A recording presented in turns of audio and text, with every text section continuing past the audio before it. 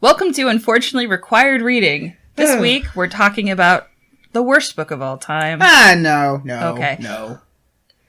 The worst book of all time I still think is a separate piece.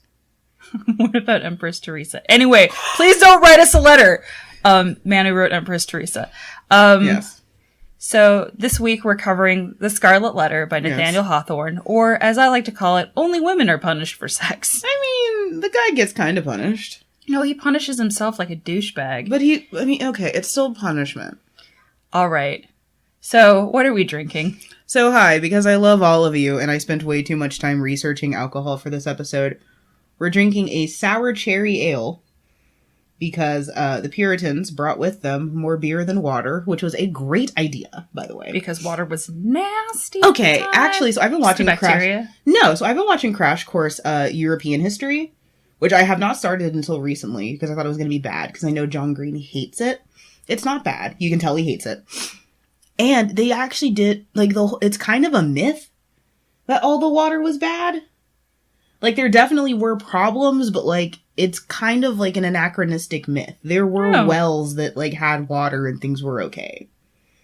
So, to the sour cherry ale. That's not the worst thing I've ever consumed. No, it's not bad. I'm putting grenadine in this. Normally, I'm not a ale person, but I like it. We just spent, the last several minutes talking about Game of Thrones, so it feels a little bit appropriate. It does feel very appropriate. Yes. And then you also got some epic bread and cheese. Yeah, so I have a sea salt ciabatta roll to go with it, because I think we've decided with the cracker embargo that we're going to start using bread. So good. I'm glad. And the cheese today, because I was Googling what pairs well with cherries, they say either go blue or go, smoked. So it's why not both? So I have, and it's actually called, I think it's smoky, it's smoked moody blue, I think is the cheese. I mean, that kind of describes a lot of us. Which is why I got it. I mean, mine is the smoke. Yeah. I mean, So it's a blue cheese that has that good lactic funk. Because that made Tori laugh when we were downstairs. Oh, I keep going, we love the funk. I usually don't eat a lot of blue cheese as is, but I'm very excited. Tori's already eaten 2 pieces. Mm-hmm. It's really good. Because apparently this truly is ratatouille. Mm-hmm. I need to get a piece of apple and just sit there and smell it and be all weird. Yeah, it was strawberry. It was strawberry and another cheese. I don't remember what the cheese was. I think it was Comte or Gruyere. So I'm reading this book right now. It's about what you feed or what the chefs did to feed dictators like Saddam Hussein and stuff. And it's really well done. It's not out yet. It is called How to Feed a Dictator. And they were talking about how this guy used to be a chef at a restaurant. And he's like, I tried to train a rat in the back alley. This was before Ratatouille. And he goes, thankfully the rat was smart enough to just take the food and leave. I will say this. There was a book that I had a while ago on my Kindle that I have to look up. That's Famous Last Meals of People. And it covers a fair amount of dictators. So I'll have to dig that up because I think that that's fascinating. Again, please note, we are violently running away from the topic. This is what we do. This is what we live for. So for those of you who are uninitiated, because we did just cross 1,000 plays. Yeah. Thank you guys. Thank you guys. For those of you who are uninitiated, this is Pain Month because it is our birth month for the podcast.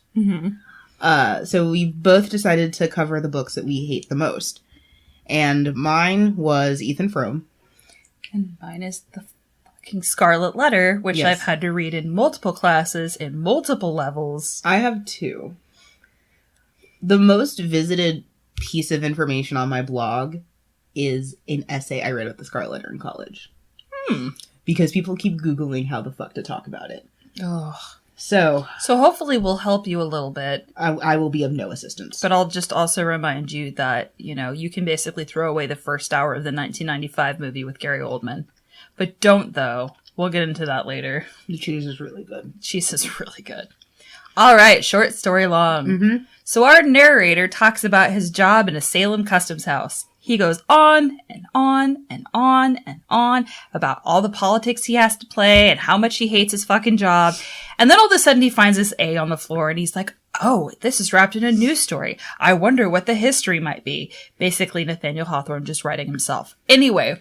Wait, this actually happens in Watchmen, where, like, you kind of discover, like, this comic book around a comic book? Mm-hmm.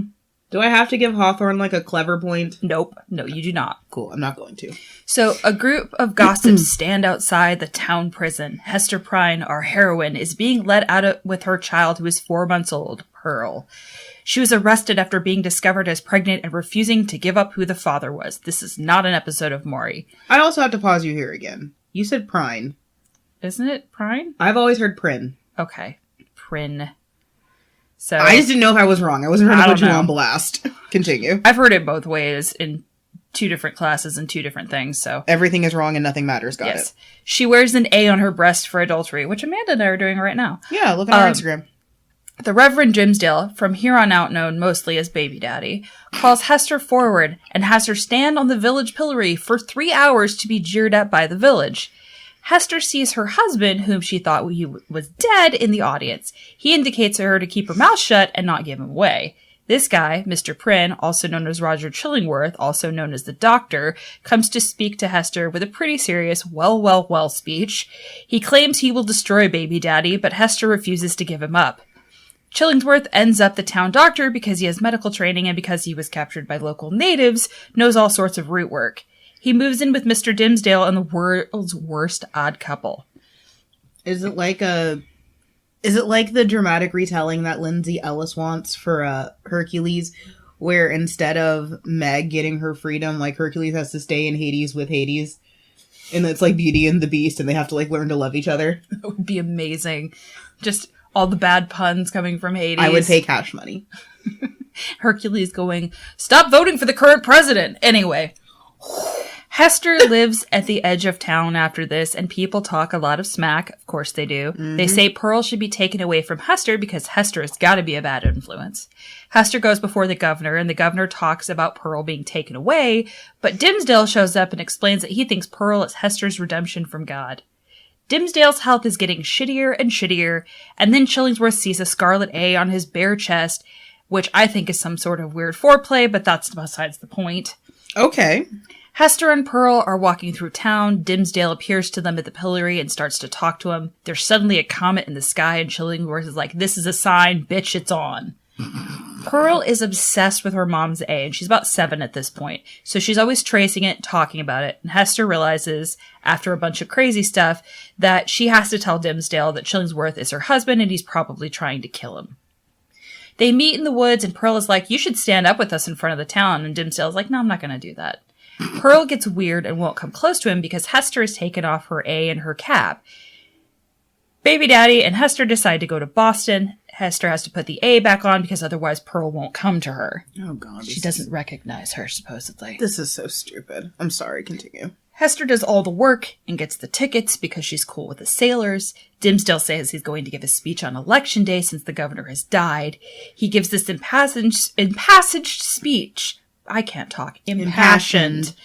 Before confessing his sins and then dying in Hester's arms, which I think is a total cop-out. Mm-hmm. Chillingworth later dies and leaves Pearl a huge inheritance. Pearl's married some rich dude in Europe, and Hester comes home and lives the rest of her life in her cottage as a beloved member of the community. Okay. So, I hate this book. I hate this book so fucking much. This might be a dumb question, but this is always my problem with this whole thing is just take the fucking A off and go somewhere else. Thank you. Okay, so here's the thing. Do you think, like, after she figured out she was pregnant and it was kind of getting obvious that she could have been like, hey, I'm going to go to Salem. How about you transfer jobs? We'll meet there and we'll live our life as a married couple. Right, because, like, at this stage, there's, like, what, less than 100 people in America? Yeah, there's not that many. Just go to Roanoke. No, do not go there. There's no one there. There's no one here because they all interbred likely. I heard zombies. So, what? From Supernatural? No. There was a whole season about that. Yeah, like the one of the current hypotheses is that it was zombies. And by hypotheses, I mean like internet babble. Oh God. I'm not going to say it's a true hypothesis. All right. So one of the main questions that we got online, and this is how I learned not to joke about romance novels. Oh my god. Because, yes, I do understand the concept of romantic literature versus romance novels, but nobody really thinks I do, which was fun. Can I just say, I was ready to go to bat for you, like, to the point of nearly being rude to some of our Facebook followers. I was just like, whatever, I don't care. I know you, two of you know I'm joking, and that's fine. And those of you who lovingly tried to point out, like, what a romance was, I appreciate you. I know you were just being loving. That is much nicer than the words that I was going to say, which was eat my entire ass. We so, know. If you're wondering, is this book a romance? The answer is no. Well, in our modern parlance, it is not. In the time frame that this was in of the romance genre, it is an example of what's called dark romance, which is basically, it combines realistic and imaginative elements to tell a moving and dreamlike story, which no, it does fucking not. But... Okay, but also, like, at that stage, just romance meant a fucking novel. Pretty much. Okay, so there we go. The answer is we're not stupid. I'm sorry that we tried to make a joke. And what's really weird, too, is this book takes place when there's war going on in England. The Puritans really didn't want to stir up a lot of shit because they were worried about their colony getting disbanded. So Hawthorne is writing at a time where that's past, except for, I think not really Civil War shit. But American history is so weird. It totally is. But he's going back and forth on a bunch of shit. So something I'll bring up a little bit later too. He and his sister basically went to the library a lot, which is the Salem Athenaeum. And they would go and get a shit ton of books on the history because there were all these calls for, hey, let's go ahead and write American literature. But this is where things get a little bit shady because at the time, copyright laws were bullshit. So what would happen is in America, they would steal books that had been published in Britain and had been paid for in Britain, print them for free in the US and distribute them. But if you were an American author, they had to pay you to publish in the US. But they ended up stealing the Scarlet Letter and publishing it in the UK and Europe and not paying a damn dime to Nathaniel Hawthorne. Okay, but we don't like Nathaniel Hawthorne, so I don't care. Oh yeah, no, it's funny to me. Okay, copyright is still weird and stupid. I'm just gonna go ahead and say that. There's a lot of stuff that's coming into public domain this year. Or next year. Until Disney stops being a monopoly. Never gonna happen. Disney Plus. I honestly, so I watch a lot of ContraPoints. I don't know if you know this about me. You watch ContraPoints? I know. Ever? I know. Tori has learned so many shocking new things about me today. Like the OCD thing? Shut up. But ContraPoints, in, LeftTube, there's been a lot of, discourse about, a new, French Revolution. And I'm like, y'all are crazy. You need to stop. This is, really inflammatory and dangerous. Can we not kill people? But I'm also, looking at, modern discourse and, as a social media person, watching people, threaten influencers and stuff. I think they're right. Oh, no, I'm scared. I don't think we're gonna get, guillotines and stuff. I already talking about torture. But, I don't think we're gonna get that bad, but, yeah, I do think that we are at the crux of, the opening part of Anastasia, the animated movie by Don Bluth. Well, see, here's the thing. Doxing is a form of torture.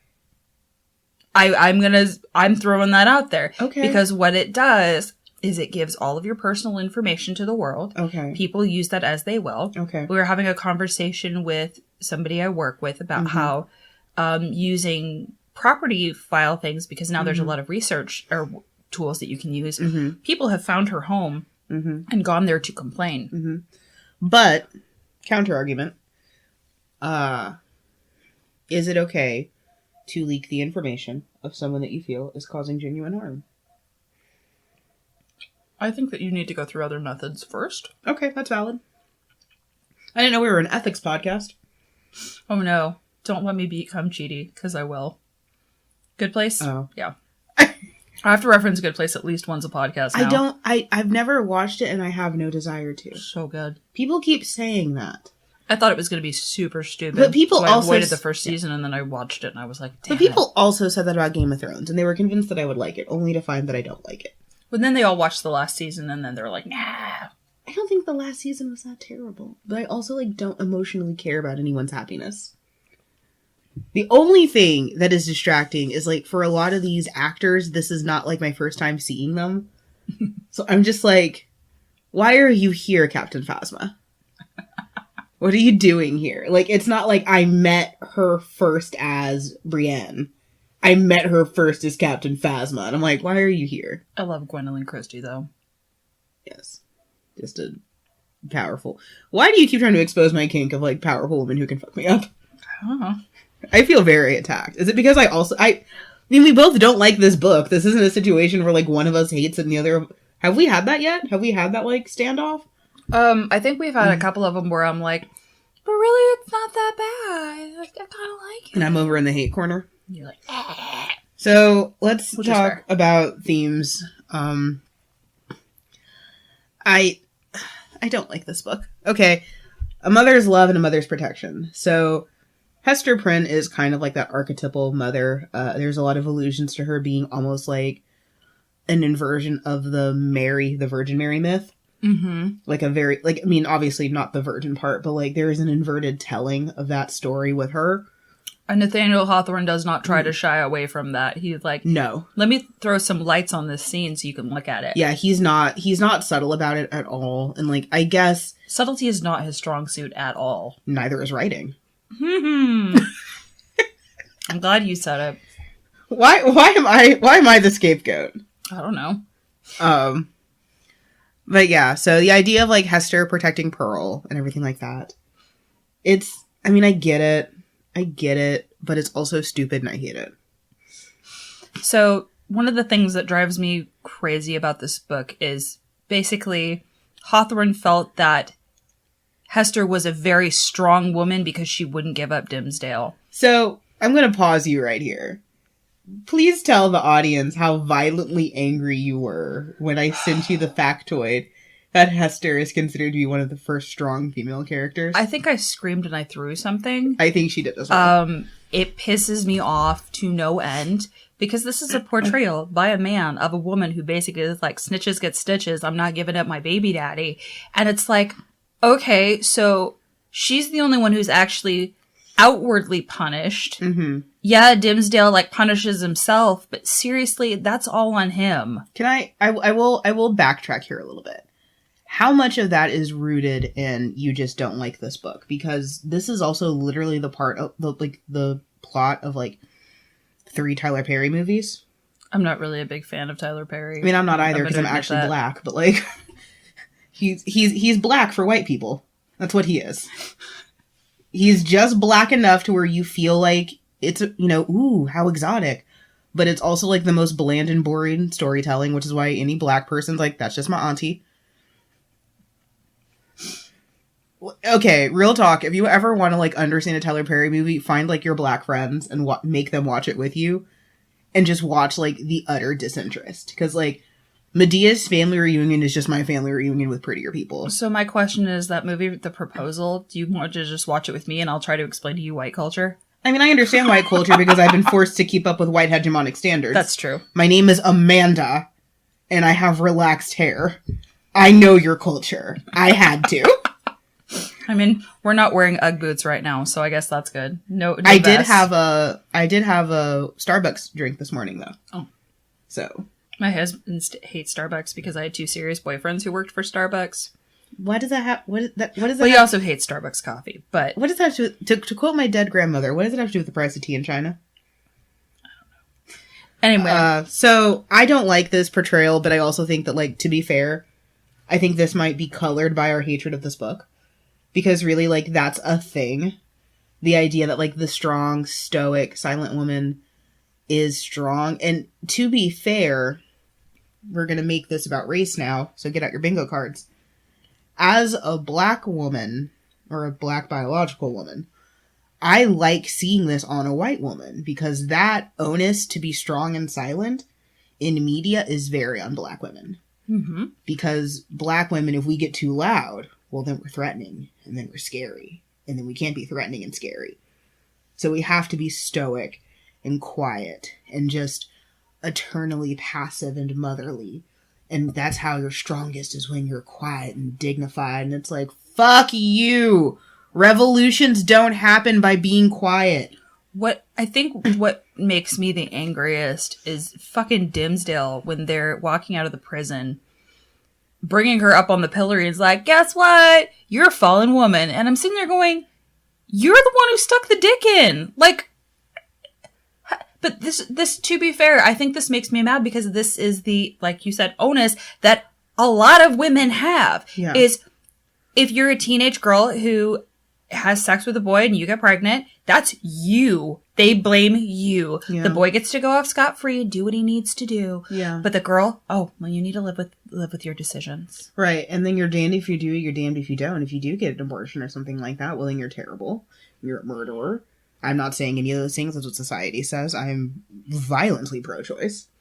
And it's what drives me crazy is so much of the pressure falls on women to be the ones who seek out the birth control. They're the ones who take the pill and get violently sick because sometimes it doesn't really jive with your system. Sometimes it'll give you a stroke. Yes. They're the ones who have to watch their health. They're the ones who have to do all of these things, buy the condoms half the fucking time. Because, oh no, we can't let this poor gentleman. Yeah. And it goes into the whole Brock Turner thing, which I don't have time to be this angry about still. No, we don't have time. Oh. I will say that. I think a lot of our anger does stem from this being a little close to home. Thousands of years of oppression? Well, I mean, that too. But, like, I think... You more so than me? Thank you for acknowledging. Because it's not America's Next Victim contest. Like, oh, no, it's not. Yeah, we're all in the bad place at this point. Yeah, See, I know that... I know enough about the thing. And something that you have to remember, too. A lot of the themes in here, like sin, lust, desire is bad... We live in fucking Texas, okay? This is a day-to-day thing. Abstinence-only education does not work. No. It does not. I think it works until you hit high school. It was great for me until I was 14. And by great, I mean I still have, like, some emotional hangups. Well, I mean, it's so fascinating to me about... I mean, we've had this whole concept recently with the whole TI thing coming out about being there for his daughter's virginity inspections. But it's like, that's not even the purpose of the hymen. Like, oh my God. And that's such a made up concept. Like, you can have your hymen break, like, riding a bicycle too aggressively. And you know what? It still doesn't really break. You just have bleeding. Right. Like, it's still there. It doesn't, okay. More importantly, the idea of virginity is made up and stupid and like, okay. So I'm adding another theme, which is just, patriarchal bullshit. Can we just add that theme? No, that theme is patriarchal bullshit. That's because like that's what we read. Because that's what it is. It's just it's patriarchal bullshit. It's this whole idea that like the onus is on the woman. That if she gets pregnant, it's her responsibility. That I mean I don't know much about what the options air quotes were back in those days. Whether it's just like leave a baby in the woods or something like that or mallow. I do know that. Because I fought with a priest about me taking birth control. Do I need to tell that story? Mm-hmm. Okay, so... Tell them what mallow is. So mallow is a root that gives us marshmallows. But in its form, it does, like, as a tea, if you brew it, it does have a great deal of, like, abortifacient in it. No one really knows why. It's like, by the time you're eating marshmallow, it doesn't have enough of that. But, like, consumed on its own, like, it was, air quotes, natural way to do that. But, that happened because when... I was in college. I went to a Catholic college. And one of my last semesters there, I took contemporary Catholic moral issues with a priest who I think was present at the crucifixion of Jesus. I think he was there. I think he was one of the guys, like, poking Jesus with a stick. All I can think of is that line from frickin' Buffy the Vampire Slayer. I was there. I was at the crucifixion. And Spike going... If every vampire was at the crucifixion, or says they were at the crucifixion actually was, it would have been like fucking Woodstock. Right. But I took that with Father Elias. I'm going to go ahead and say it because he's retired now. I don't think he's dead yet. And some preamble for this. At the time I took this class, my mother had died the summer before, and I chose to donate her organs, which is pertinent to the story. My uncle had died the summer before, and we chose to cremate him. And I was on birth control because I like sex and have endometriosis. So those are all things that are pertinent to the story. Because in that class, Father Elias told us that we were sinners for taking birth control, and that our birth control contained abortifacients, and basically every time you take birth control, you're getting a small abortion. he said that I had damned my mother's soul to hell because I donated her tissue and her organs, and that by not burying my uncle as a whole corpus, that we had also ruined him for salvation. Didn't they change their policy on cremation in the 60s? So, yes and no. Pope Francis did recently update that language, because you're talking about Vatican II. Mm-hmm. So he did update the language, and it's still, you can be cremated, but not scattered. They don't want scattering. So you can be cremated. The church doesn't really care about cremation. It's what you do with the ashes. So here's your theology lesson from your heretical Pope Amanda. Just make them all into one giant diamond. So they don't want that either. So the current word that Pope Francis has is you can be cremated, but you must be interred upon sacred land. Like, you must be in one place and, like, a cemetery or a columbarium. They don't want you, like, at home or scattered, is what the Pope says. Sorry, Grandpa, you're here. I mean, that's fine. Along with my dog. But dogs don't have souls, supposedly. Vatican II is up on the air about that. But Father Elias said all those things, and each time I fought him, and I said, there is more abortifacient in wild mallow than there is in my Yaz. I said that to him. And I said, if you are going to tell me that I damned my mother's soul for donating her organs, you say it to my face. I said, look me in the eye and say it.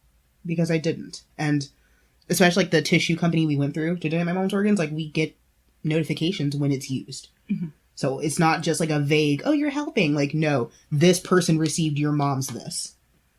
So, like, here's the receipts of I'm helping. Here's the receipt, Father Elias. But, like, it's just this patriarchal nonsense of, like, all that onus is on women's bodies. And that's very religious, which we did not have as a theme. Because I think we didn't want to talk about it. I didn't want to add any more to it. You didn't want to add any more themes? Puritan values were just very... I mean, part of it I get. They're coming from this English culture who basically kills you if your beliefs are slightly off from what the current monarch has. But because Henry VIII ruined everything. Henry VIII did ruin everything. I love the fact that he hated Martin Luther so much that he wrote an entire book about how he hated Martin Luther and how he was wrong. And then Henry starts his own religion. And it was like, wait, what? I will say, can I have one redeeming thing for Henry VIII? What? He did truly love his first wife. Did he? He did, absolutely. And it gutted him to divorce her the way he did. Because he was the last of the remaining Tudors and he needed a son. Now, anything after that is some bullshit. Well, he also fell off his horse, got a major brain damage situation, I don't like and that. Hurt his leg. I don't like that hypothesis. I do. I mean, I like it, but at the same time, like, I'm always... Brain damage and serial killers, that's all I'm saying. See, but I don't like that, because, like, then you give, like... There was an episode of Law & Order with that, where it was this football player who had, like, a bunch of concussions, and he had, like, dementia because of it, and he ended up, like, assaulting some younger girl. And it was a whole thing, and it was very, very sad, but, like, that whole argument of, like, nature versus nurture, like, what are you versus what you become because of, like, stuff. I just don't like that, because I have too many conditions myself. And I don't want to look into the eye of God like that yet. I'm not ready. Because I technically have a shocking list of conditions. Well, you also don't go around killing people for fun, so... But I do sing while cutting things. I mean, I sing Sweeney Todd while cutting things. We're good. We've yet to sing. I mean, that's probably good. Is it? I don't know. Okay. So patriarchal bullshit, there's your other theme. This actually might end up being our longest podcast. There is a lot of heraldry and genealogy in this, especially when Hester is standing up on the pillory and thinking about her life back in England and her dad and all this stuff. She comes from a very long, important line, supposedly. That no one cares about. That no one seems to care about, but it's also this big thing of, oh, she came to the new land and she was nothing. That was a thing. To quote a famous song, bitches ain't shit, evidently. But anyway... There are a lot of symbols in this book. We are not going to name all the symbols. We haven't even talked about, like, all of the themes. You are really... I really don't want to. We have to. It's pain month. Okay. We have to at least talk about sin. Sam. And desire being a bad thing. The raven was called sin. And the first sin was in a course. Say it! Sorry, Carrie is very influential. Really? On my life. I respect that. So... This cheese is so pungent. It is very pungent. You love it, though. Like, I don't want to breathe on you. So, sin is obviously a major thing in this book. Sure is. But there's a lot of concept of what counts as sin. Mm-hmm. So... You'll see a lot of people break this book down as who is the biggest sinner, and it almost always comes up to Chillingworth. Because he has put his heart aside to seek vengeance. And then Hester's sin is usually considered to be lessened because she has gone out to help people, like heal the sick and sew clothes for people. And it's like, what the fuck? Anyway, sorry. I've said the F word a lot in this podcast. Sorry, Mom. Have I told you my, like, confession stories? No. Okay, so for the first 20-something years of my life, I was raised Roman Catholic, which means I went to confession a lot. And there was one year that I just, like, gave the priest a list with, like, tally marks of, like, the 7 deadly sins that I committed. And he gave me, like, a prescription of, like, what I had to do. And it always felt like such a lowball.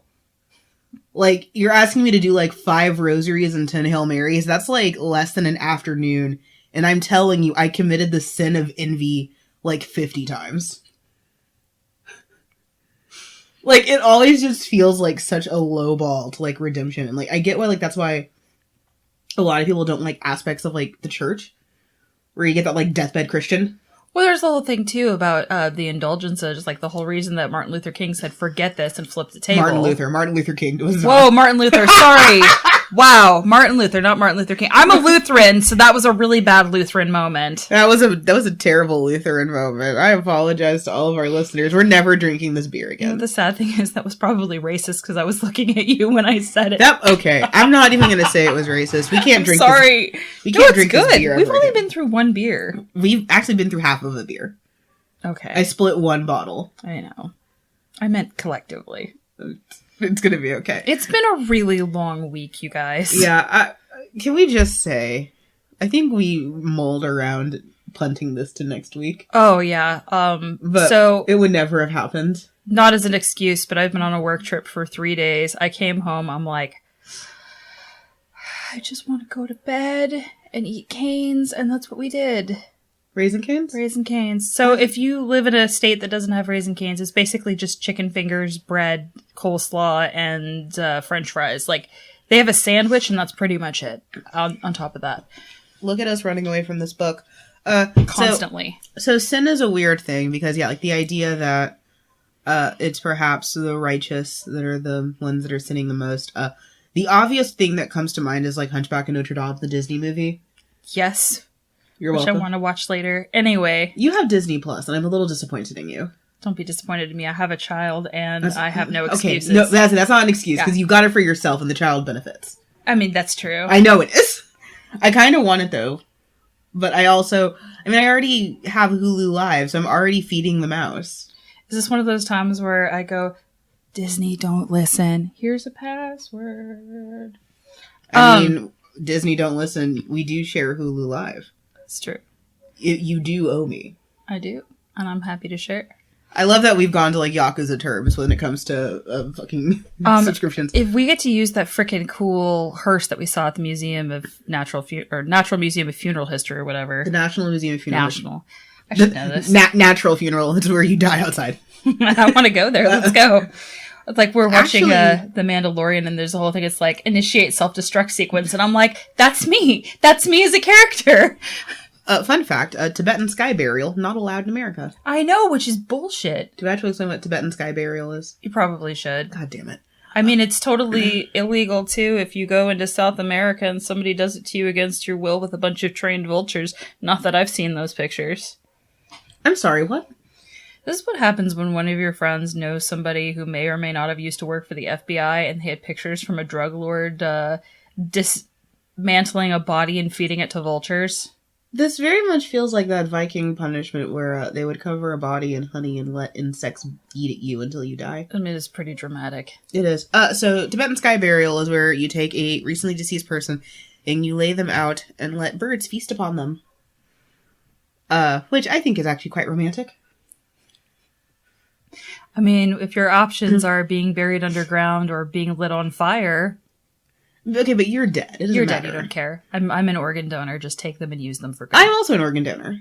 But don't use them in rituals, because then that's awkward and that's wasteful. You can use mine in rituals.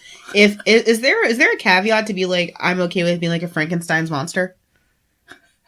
That's not a box on the driver's license yet. It's not? Not yet. Okay, because I consent to that. Please use me in weird rituals and scientific experiments. I watch a lot of Supernatural. Actually, you can sign a contract with a company to donate your body after you die, so they can do scientific experiments or be donated to a body farm or a medical school or something like that. The thing is, you have to be very clear about it in your will. I know. Because otherwise your family will contest it. I know. It's already in my will. Yeah. Okay, so sin being bad. If you need an example of that, as I was making a point, is Minister Frollo and Hunchback of Notre Dame. If you want to look at like the righteous being a sinner, there you go. And there's a better movie too, so there you go. There's just a better example of all of these themes. Realistically, if you want to understand the themes of this book, just watch The Hunchback of Notre Dame. There we go. That's my... Where am I lying? You're not. If you want sin is bad, lust is bad, desire is bad, here's a sexy female lamp. I mean, here's the only reason I watched the 95 Gary Oldman is because Gary Oldman was naked in it. Gary Oldman isn't attractive. 95 he definitely was. I think you're lying. I have a boner for Gary Oldman. It's a whole thing. Because even as Sirius Black, I'm like, I did my waiting. 12 years in Azkaban. Chop, chop. Let's go. I think he's beautiful. I'm sorry. But not Daniel Day-Lewis. As far as method actors go. Gary Oldman and I would be like... Okay. I'm sorry. But Gary. As head of Slytherin, as the prince of the common room, your behavior in this moment does not reflect the kind of behavior that I expect from a fellow Slytherin. I also yell at work constantly now. We're managed by an effing Gryffindor. And she's like, what? Like, as one Quidditch captain and two head of the house, I cannot condone this behavior. You are displaying Hufflepuff levels of emotional instability. Should I not tell you things about my crush on Oliver Wood then? Why do you have bad choices about everything? See, there we go. That's why we need to talk about lust and desire being bad. Because I want to bang Gary Oldman. Yes! You have a deviant lifestyle that I can't support because you want to bang 95 Gary Oldman. Is this the whole thing of, like, you're going down a path I can't follow, Anakin? Yeah, pretty much. I have the high ground right now. I have a lot of questions. I have a lot of concerns. Like, friend to friend, I have some worries. I mean, I should get you the list. I had a huge crush on Morgan Freeman in the movie Seven when I was in high school. Oh, that's vile. That's someone's granddad. Now? Then. Probably. He exited the womb old. You know that. But not Sean Connery. I think it's just because I would have allowed things to happen to me to young Sean Connery. Young Sean Connery is one thing. Old Sean Connery. Current Sean Connery is dead. He's not dead. He's not? No, he's still alive. Yeah, he's just got a lot of medical conditions. No, I don't believe you. I'm Googling this because I don't want to talk about this book right now. So this is like Willem Dafoe. I don't want to talk about this book. I'm going into symbols because I'm done with themes. I don't want to talk about themes anymore. We have to talk about Puritan values, Victoria. Use my real name. I did. Puritan values. They were bad. I will say they did teach people to read, which is good. However, some people to read. They did also abuse the local natives. And black people. Thank you. They were very hung up on everybody going to church. Yes. And they wanted you to read a very certain kind of Bible. Yeah. They had no tolerance for other religious views. Yes. Like, absolutely none. That's why we have Rhode Island. It was meant to be a Catholic colony. Did you not know that? I didn't know that. Hooray! New information. Sean Connery apparently is still alive. You're right. He's Scottish. We have a Scottish sense. Are you going to know when he dies? I don't know. Probably. He was born in 1930. Mm-hmm. How is he still here? He's Scottish. Are the Scottish immortal? We're pretty hardy. I mean, as so long as angry. the English aren't chasing us. I think you're pretty weak. Hey, Just listen, saying. you're trying to find a Scottish husband. I'm trying to help you. We're currently accepting applications through, unfortunately, required reading at gmail.com. Oh, happily, just because you all suck at battle to the English, which in all fairness, they did have superior combat weapons. They did. Well, they also gave us all their scraps and butters. I mean, okay, look, I don't have time to go over the Battle of Agincourt with you, No, you don't. nor the Battle of Stirling Bridge. Leave me alone. We've become a... I think this might be worse than Watership Down, because at least, like, Watership Down, we just didn't cover the topic. This, we're just willfully dancing away from it. Yeah. The Puritans were very big on the Ten Commandments, was what you followed Yes. at all costs. Yes. Unless it was inconvenient to you in your Yes. current or religious and political beliefs. Yes and no. They were actually somewhat weirdly tolerant, post Cotton Mather to the slothful. Because Cotton Mather had that whole speech about, being careful to these poor melancholics. Otherwise, like, I mean, to be an American means that you understand Puritan values. That, Protestant work ethic words. See, I couldn't even say the word Protestant. I'm too Catholic. What are you saying about my people? No, but see... What have you said about mine? I called the founder of my religion Martin Luther King, so I have no leg to stand on. I'm opening this beer. Do you want me to open it, or you got it? You can open it if you'd like. I mean... This isn't a help thing. This is a... I should probably not be opening this beer. That was much smoother. Yeah, you did excellent. Yeah, so I just have nicer pores, I'm sorry. You do. A lot of American culture and American belief and a lot of our prosperity gospel and our... Shining city on a hill. Shining city on a hill and our very weird beliefs in multiple Christian religions. And individuality. Superiority. Dominion over the land and all of the creatures. Animals, yes. That all is stemmed in Puritan values because they decided to get on a fucking boat because apparently the Netherlands was too sinful for them. Did you not know that part? No, I knew that part. Okay. That's why I was laughing. Because apparently the Dutch were too full of sin for them. I mean, have you been to Amsterdam?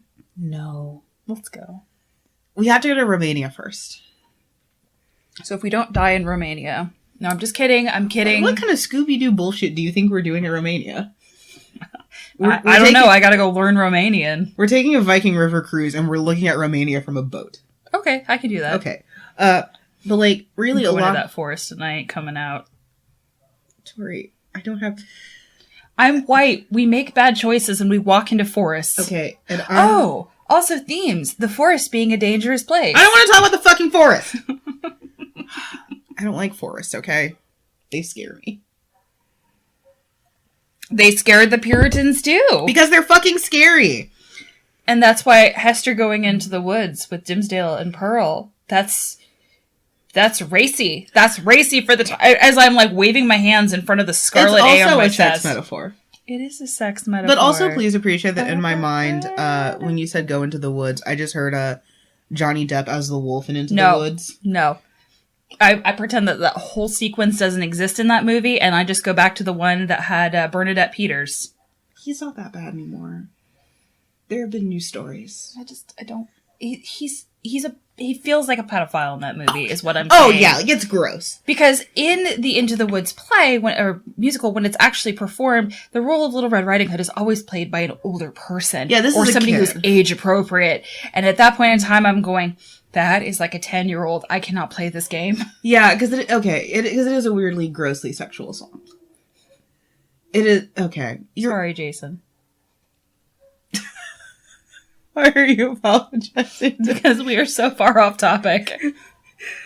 Okay, we're getting back on the train. Do you have your ticket? Choo choo, motherfucker. Okay, so Puritan values, America, we kind of suck, but we've always kind of sucked.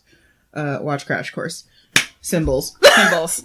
The image of Bathsheba and David in the minister's office. Oh shit, more Bible stuff. The famous affair in the Bible. So this is the thing that kind of gets me too. David, the whole story of this is David sees Bathsheba bathing, and he's like, I want to put my dick in that. Well, she was already married. I don't remember that. And so what he did was he sent her husband to the front lines, and lo and behold, he gets killed. So he's like, oh, you should come to me. And they have sex, and they have a son who dies. And it's a whole thing. It's supposed to be like how they're punished, but it's supposed to be a symbol of Hester and Dimmesdale and their affair, and it's how it's viewed in the eyes of God. Okay, can I ask a question that I don't think I've ever thought to ask? Yeah. Was Hester laying with Dimmesdale, like, consensual? That is what I want to know, because a lot of Because Hawthorne's a bad writer and we don't know. So, in the 95 movie, they make it very consensual. Very consensual. However... Is that why you want to fuck Gary Oldman? Yes. Okay. I think because I'm like, oh, look, they both want to be together. And they try to explain it too. They're like, oh, our culture, you know, if we don't know that your husband's really dead, we can't be together for 7 years. 7 years? That's too long. Let's go bang in the barn. Not in the barn. Not in the barn. I'm like, we already talked about the fact that she, like, buys a slave in the movie, and then just, like, the slave is in the house taking this sensual bath while this bird is flying around. It's weird. Why is this Django Unchained? I don't know. It's really uncomfortable to watch. You still haven't seen Django Unchained? No, I haven't. I failed you. So, it's... The affair part, it always makes me wonder if it was one of those things of, hey, this is the minister. The minister is telling me I can do this, you know? Yeah, that I should do this. Because there was no hang-up that time about ministers marrying. That wasn't a thing. Because they're not Catholic. Mm-hmm. And devious Lutherans don't have any issues with their priests laying with people, apparently. Nope. They marry nuns. Martin Luther. Not Martin Luther King. I feel like I have to, like... We're going to have to make a t-shirt now that says not Martin Luther King. That feels racist, though. That does feel racist. Let's not do that. Okay. So, there's the major symbol that the book is named after. There's the giant fucking A? Yes. The A that stands for adultery, but also stands for angel. Yeah. And a bunch of other A words that I don't really care about because I've had to read this book 3 times in my life. And it also could harken back to a lot of other things that leave me at this moment. A for alpha. Yeah, I was alpha that was and actually... omega. Okay, I don't know. I'm sorry. That has been ruined for me because of deviant writing practices. Oh, Lord. Shame is a big symbol. A lot of it is the concept of Hester dwelling in her shame as her punishment and using that to create herself as a stronger, better person. Yeah, okay. But here's the thing. Shame is not all... So, as someone who also had a not-so-great childhood, that whole idea that, like, what doesn't kill you makes you stronger, I hate that. I think it's stupid. Because, like... It just gives you weird coping mechanisms. Right, because, like, that whole thing of, like, oh, well, pressure makes diamonds. Pressure also kills people. So, like, this whole idea that, like, she reforms herself in shame, how many others would have just, like, died? Just walked off the side of the cliff. Right. So, I was going to say yeeted themselves out of existence, but that felt tactless. So, I want to go into name symbolism before we go into the rest of this, because once we get into public humiliation, I'm going to turn the floor over to you on torture. Yeah! That was very loud, sorry. It was just one solid block on the recording. Name symbolism. So, last time Amanda talked about how much she loved name symbolism. And okay, but please go over to the note that I left in the doc. I like name symbolism when it's good. So, I'm going to give you a quick breakdown of some of these names. Oh, and a spoon. Hester is a variant of Esther, the beautiful Jewish woman in the Bible who saved the Jews by her words to her husband, the king of Persia. She was considered to be very virtuous, and it's kind of like, oh, it's irony that Hester is not, but she also saves her people. Anyway, Pearl is an item that's created from difficulty because the sand goes into the oyster gets pissed off, makes it into a pearl, and shoots it out. Yeah, it's basically a pretty tumor. Yes. Also the whole pearl before swine thing from the Bible. Yeah, thou shalt not cast your pearls before swine, saying that you should not give your precious things to the rabble. Yes. Dimmesdale, his light is dimmed by sin. Fuck you, Nathaniel. Sorry. Roger Chillingworth. Like, I get mad about this one because it's kind of like Tolkien calling the talking tree Treebeard. Like, okay, I get it now. You know, I think that's on the level of Remus Lupin or Sirius Remus Black Lupin, for me. Moon. Let's name the fucking werewolf Lupin. No one will ever figure it out. It'll be a mystery. I remember as soon as they got there, I'm like, I wonder if he's a werewolf. And then I'm like, boom! It's kind of like watching, God, what is that show that I'm just started binging? It'll come to me later. It's about this guy whose dad is a serial killer. Anyway. The Good Son? Prodigal Son. Prodigal Son. But within 5 minutes of the episode, because I know how episodic writing happens in television, I know who the killer is going to be every time, but it makes me feel smart for about 5 seconds. Yeah, so me watching Prisoner of Azkaban as a child who took Latin, it's like Lupin. I know what that word means. Oh, I get it now. Yeah. The comet. So there is a comet, and at that time in culture, even up into when Nathaniel Hawthorne was writing, comets were often seen as signs from the heavens that something major was going to occur. Mm-hmm.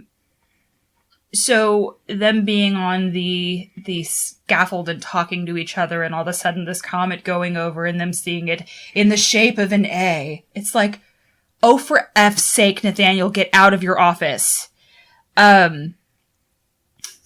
All right. You hate Nathaniel Hawthorne so much. I do. I hate his little mustache. I hate his weird hair.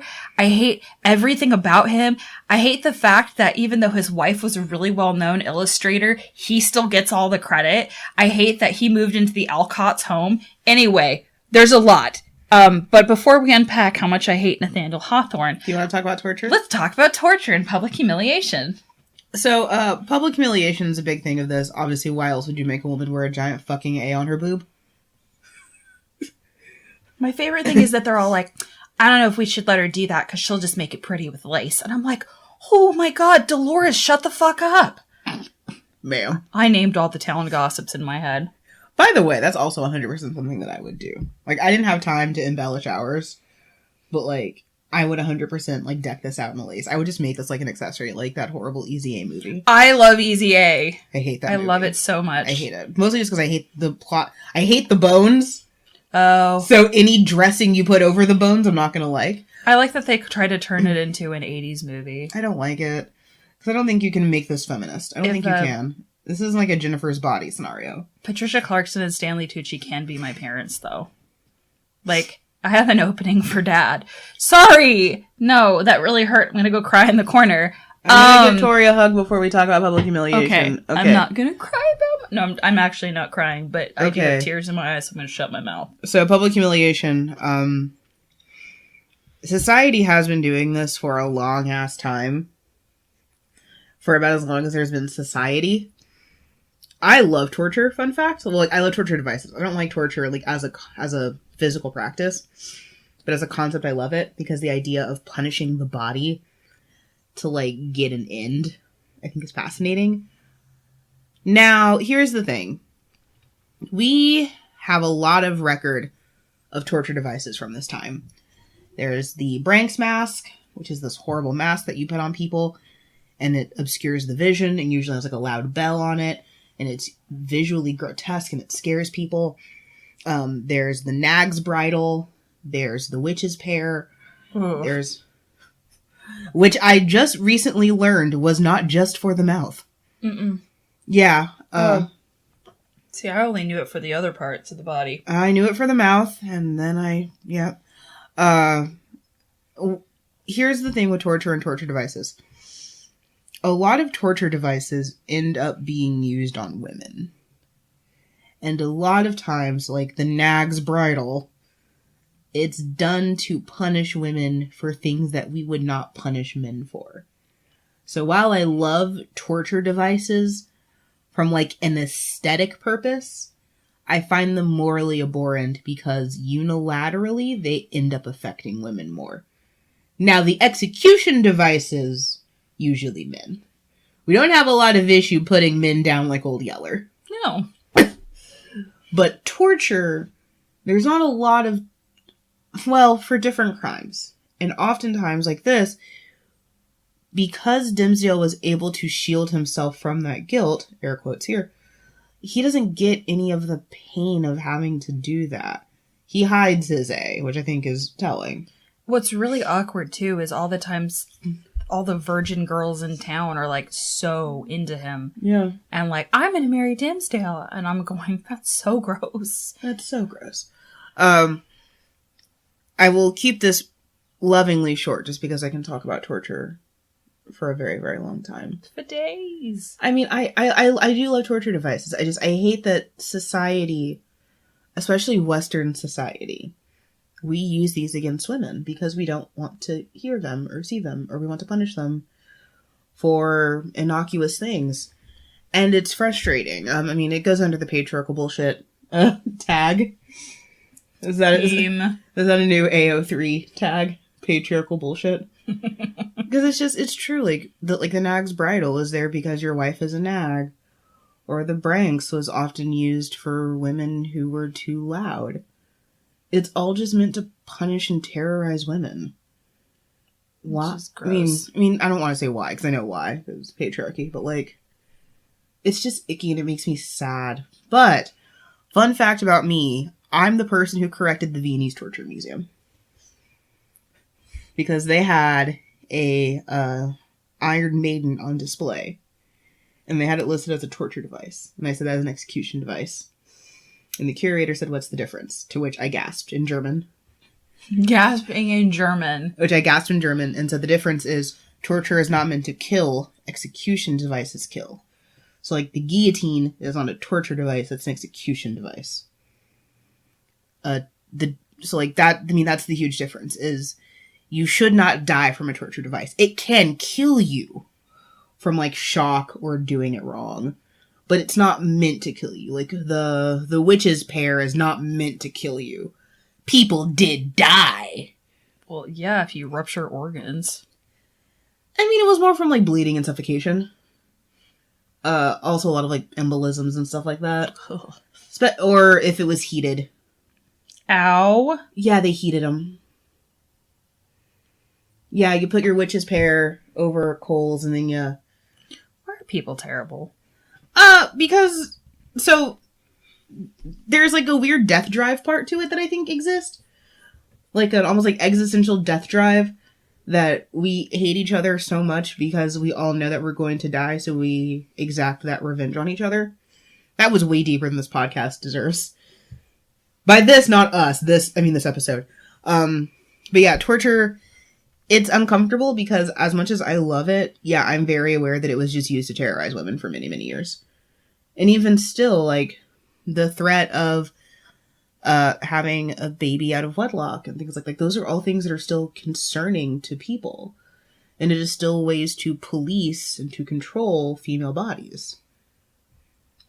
And shame, I mean, to go back to it, we still have a lot of shame around female sexuality and women's pleasure. Like, we talked about that downstairs as I was slicing bread, because I don't have OCD. Because I'm perfectly stable and have no problems. You're a perfectly stable genius? Sure, yeah. I'm not stable in any way. There's still a lot of policing around that even though we are in an air quotes more enlightened time, I still hide condoms when I'm buying them, like, under magazines and stuff. Like, there's still shame when your basket at Walgreens is a Food Network magazine, a pint of ice cream, and a pack of Trojans. Because that was my basket one night. I believe you. Yeah, but, like, there was still a shame in that. Like, it's weird. And even just the way, like, religion especially punishes women. It's just frustrating. Because it seems like it shouldn't be this way. It's not supposed to be this way. Like, it really just feels like it shouldn't be this way. And I almost, if I had a time machine and, like, racism wasn't an issue. I was gonna say. And racism wasn't an issue. If it was like a Doctor Who thing, I could just, like, observe. I want to find the nexus point of when, like, patriarchal thinking started. Because I think they say, like, Fertile Crescent kind of, like, when we start transitioning from hunter-gatherers to agriculture. Because agriculture ruined everything. I mean, I can't help it. I like corn. Yeah, but corn is why we have the patriarchy. Can I have corn without the patriarchy? No. Like, it's frustrating because it feels like society wasn't always like this. And it wasn't. We get these little tantalizing glimpses of societies that, like the Indus River civilization and stuff like that, that did not have these hang-ups. And there was more sex and love, and there were, like, polyamorous relationships. And it just felt like a weird Eden that we can't have now. Because men are garbage sometimes. Should we go to questions from listeners? Yeah, sure, whatever. I don't want to. So there was a question. It was, what thoughts ran through your mind the first time you read the book? Was it part of required reading in your high school English classes? You want to go first?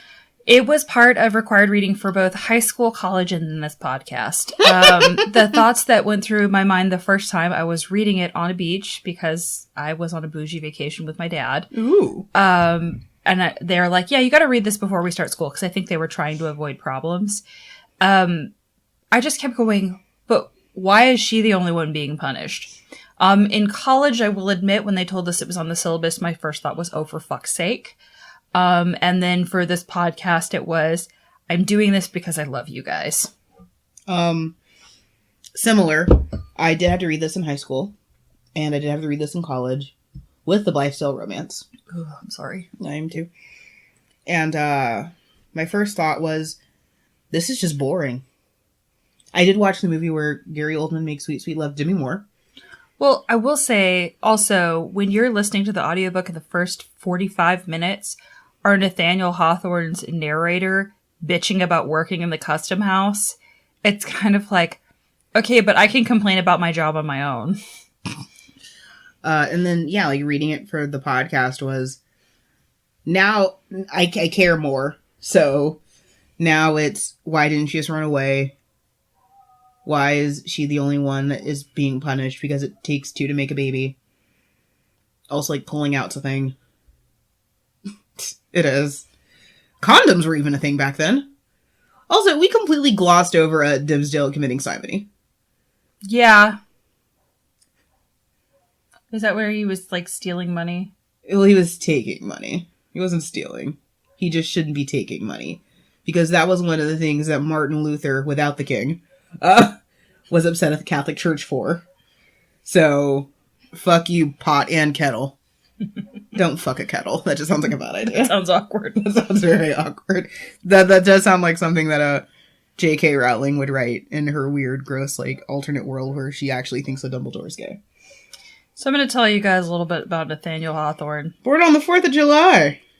There's a little ditty about Jack and Diane. No, I'm just kidding. Oh, God. So he was born July 4th, 1804. Died May 19th, 1864. So he missed the Civil War. He was almost there. He's a Cancer, like me. Oh, God, I'm sorry. We have other cool people. He was a relative of one of the Hawthornes, who was a Salem witch trial judge and also a massive douche.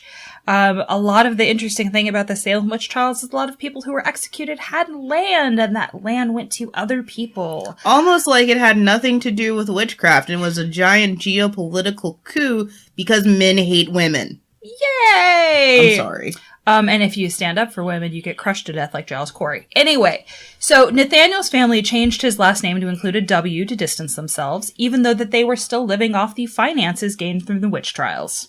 Is this what white privilege is? Yes, it is. Fucking Nathaniel Hawthorne. His dad died when he was young, so Hawthorne grew up with his grieving mother and sister in relative isolation. Welcome to the club, Nathaniel. In 1813, he got hit in the leg while playing ball and was bedridden, but the doctor could find nothing wrong with him. Is he Zenobia from Ethan Frome? He just has a histrionic illness? Do you like how I included that? Because I hate Nathaniel Hawthorne so much. As stated before, his sister Elizabeth and he checked out books on colonial history from Salem Athenaeum. Many scholars see Hawthorne as an opportunist because he could exploit the fact that there was already history written and all he had to do was go in and change names. You hate Hawthorne so much. I do. Not as much as I hate Edith Wharton, though.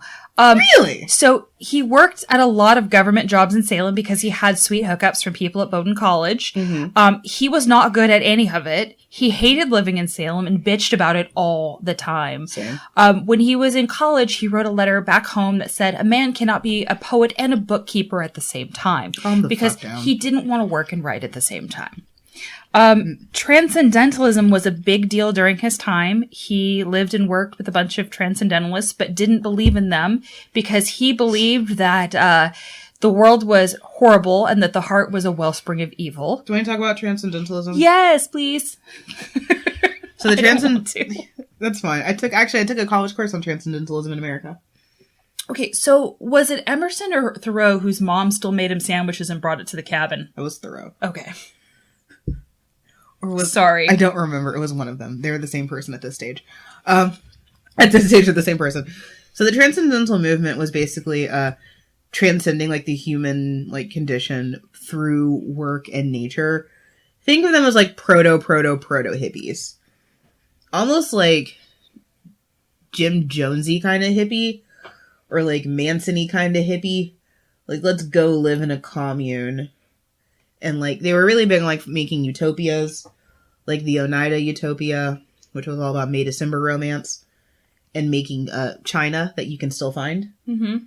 Look up the burned over district in New York. There's a lot of weird religions from there. Yeah, you can still get Oneida dishware. So there we go. Free love and May December romance. The transcendentalists were weird. They were just giant tree huggers, and they probably smoked whatever was equivalent to pot back then. It's like salvia or wormwood. Sounds fun. So your big transcendentalists are like your Thoreaus and your Emersons. And they were just hippies, and they wanted to like... calling them hippies feels weird because... So, fun fact, as much as you hate Hawthorne, I think I hate Thoreau. Because this whole idea of like, I'm going to complain, I don't want to pay taxes, but also I'm going to live in this fucking park that's paid for by taxes. Like, get a fucking job. Hawthorne did, and he hated people. Oh, God. So, also, fun fact, Edgar Allan Poe hated transcendentalists and made fun of them every chance he got. Yes, so, like, he did. The idea of like all Henry James too. Yes. So the idea of all these people like knowing each other fascinates me. That's when I said earlier, like, American history is weird. That like there is a world where this is really just like Harry Potter, and you have Poe in a corner like laughing at Thoreau and Emerson for being nerds. While dying slowly. And trying to fuck a cousin. How is there a fuck counter for this episode? I don't know, and I don't want to know, because I'm going to go back and edit it, and I'm going to be like, sorry, Miss Jackson. I am for eels. I hate you so much. I also hate that my brain didn't know if you were going to go for the Panic at the Disco one. No. Or the... So Hawthorne's wife was tied into the Transcendentalist movement. He was married to Sophia Peabody, a painter and illustrator of the movement. Mm-hmm. He was initially shot down by Sophia's sister Elizabeth, and then he was like, well, there's another sister.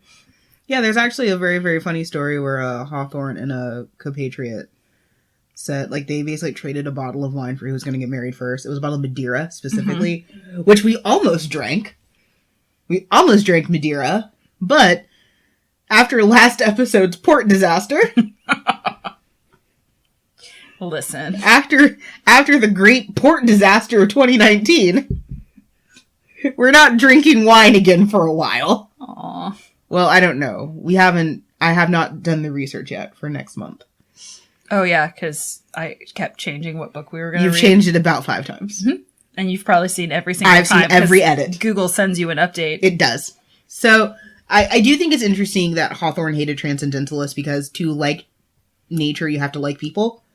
And apparently he was about the level of misanthropist as I am. Yeah. I'm not sure how he had such a happy marriage with Sophia Peabody. I think a lot of it was that she was just like, you're being too negative. But maybe he wasn't a terrible person. I kind of hope. I mean, I want there to be at least some redeeming qualities. We also need to sort him by the end of this episode. We have fallen dreadfully behind on sorting. So he was friends in college with future President Franklin Pierce. Who I would not have sex with if you were listening to the beginning of this episode. We can't play the beginning of this episode. Oh, yeah, we can't. Hawthorne purchased Louisa May Alcott's childhood home for his family. It's called Wayside. You can still visit it today. Interestingly enough, the graveyard where he is buried also has the Alcotts and then another writer that I can't remember the name of. That's fine. No one cares. One of my favorite quotes was from Ralph Waldo Emerson, who said, Nathaniel Hawthorne's reputation as a writer is a very pleasing fact because his writing is not good for anything, and this is a tribute to the man.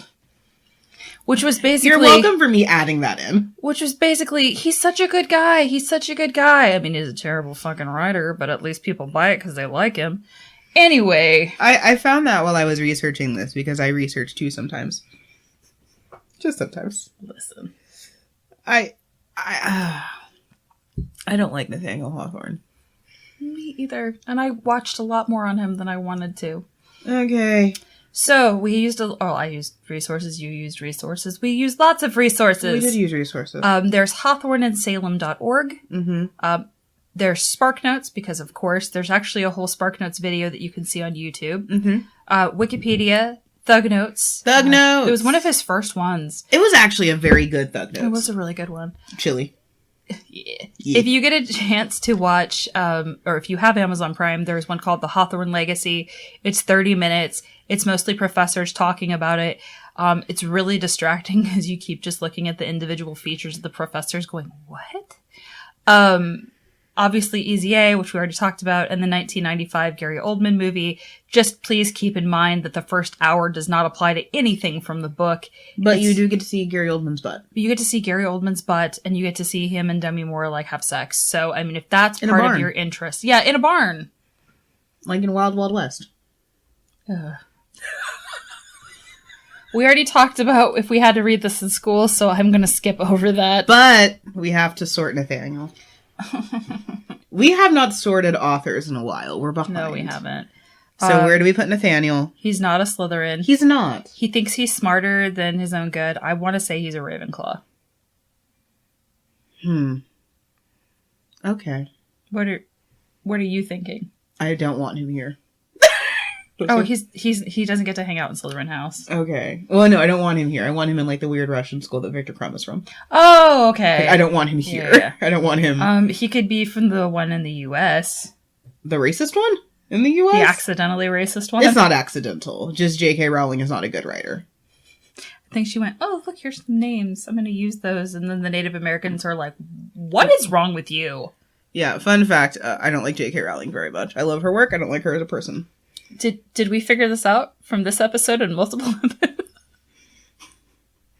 Fight me. I don't like her. I think honestly our next debate needs to be death of the author, because I think as we continue to do this, and I've even said this I was talking to another friend about this. What I find when I get angry at things is I get angry at systems on individuals. So I'm not mad at billionaires, I'm mad at a system that allowed billionaires to exist. I'm not mad at Jeff Bezos. He exploited a system that allowed for this to exist. So, when it comes to writing, very rarely am I mad at the author, except for when I am. Like J.K. Rowling. Very rarely, especially, I just want to be mad at Hawthorne's mustache. Am I allowed to be? Sure. I think for me, I guess the cutoff is, can this person defend themselves? And the answer for Hawthorne is no, because he's dead. And we don't know what he was like. He might not have been a dick. Yeah, the Puritans he exploited couldn't stand up for themselves either. Okay, but we know J.K. Rowling is a terrible person because she says it on Twitter every day. We know that. We know. We know Anne Rice isn't a great person because she sent takedown notices to fanfiction writers. I mean, listen, I got a takedown notice for a lot of stuff that I put on fanfiction.net. I also got takedown notices. I mostly just stopped using fanfiction.net. I got a takedown notice for a couple things I had on Quizilla. I remember you got a takedown notice from the Taylor Swift camp for something that you had on your personal Redbubble.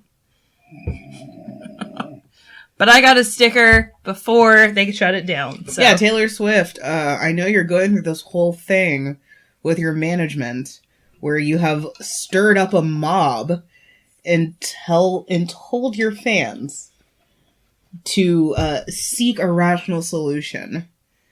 Fuck you, Taylor. We were talking about doxing earlier. I love you, Tay-Tay, run! Charlatan? Sycophant? I'm gonna go sit at the Robespierre table. I'm just gonna start singing Look What You Made Me Do in the corner. I don't like Taylor Swift as a person. I don't like her as an artist. I like her cats. Fuck. What are those named after Olivia Benson? Okay. What are we doing? Why are we here? So, here's the thing. Ravenclaw. There we go. Next month is my birthday. Well, your birth month. My birthday. No! You're Julius Caesar? Yes. The whole month? The whole month. I mean, same. So here's the thing. Scheduling is hard. It is. In December. It is. So we're doing technically 2 books in one episode. Because one is a short story. Ambrose Bierce's An Incident at Owl Bridge and The Devil's Dictionary. Okay. The Devil's Dictionary is just fun reading. I don't expect I you to love take it. it seriously. I quote it a lot, actually. Now, you cannot change this book again. Oh, no, I'm done. Okay. Now that I've announced it live, I can't change it again. I need you guys to know that I've been through like 8 different things. Yes. Metamorphosis, Crime and Punishment. Which would have been a crime and a punishment. Yes, which would have been really, really hard, and I would have made you eat herring under a fur coat. Sounds like convention last year. Also, the one that was right there as a front runner was Kurt Vonnegut. Not Cat's Cradle. Sorry, You wanted to read Slaughterhouse 5 or The Children's Crusade. So that's because I like giving the full title. Anyway, we love you. Thank you for putting up with us. Now, for the love of God. Well, wait. Do we need to do social media? Yeah. If you wanna find us on social media, Amanda's super active on our Twitter, which is unfortunately RR. Yes, I am. That is my domain. Unfortunately, required reading on Facebook. You're going to find a lot of really weird memes. I'm sorry. No, I send a lot of them to you. I love them. I'm like, excuse me. They're mostly literature based. Yep. Unfortunately, required on Instagram is where we put pictures of the food, which we also put on our website, which is unfortunately requiredreading.com. Yeah, let us know if you want more notes on me picking liquor and stuff, because I actually put a shocking amount of thought into this. Amanda really does. The text message conversations that go into this are pretty intense. So if you want to suggest a book for the podcast, if you have a funny story, if you want to tell us what we should be drinking, or tell us about a rare liquor that we will never be able to find, you can email us at unfortunatelyrequiredreading@gmail.com. Yeah, additionally, we have been mulling over a Patreon. Mm-hmm. So, as far as rewards and stuff go, we'd love to hear from you guys what you think. Because, as the host of this show, we don't know what you want. Yeah, like if you're really into stickers, if stickers is like your whole world, I want to know that. And I design a lot of stickers. If you like really would love a t-shirt for being a sponsor at a certain level. Or if you want to hear the secret podcast that ends up getting recorded for 20 minutes before we start talking about books. That's usually pretty awkward. This one was awkward. This one was really awkward. I think the last one was great. No, the last one was... We bitch a lot about Disney movies where I'm singing and Amanda's like, no, that movie is evil. Stop it. Oh, no. Beauty and the Beast. Okay, yes. So let us know what kind of rewards you want that will not affect any of our wonderful supporters on Anchor. Yeah. It's just something that we've been kind of mulling around as we hit our 1 year and stuff like that. I guess that's what you do when you're, air quotes, an influencer. We want to make sure that if you want to help sponsor us, that we do something that you actually care about. Right. Because I think when we were discussing things like Patreon, the big thing is what are you getting out of it? Outside of just letting us buy more expensive liquor. Yeah. So let us know on Ani, on any of our social medias about that. And now I finally get to go say, please read a book.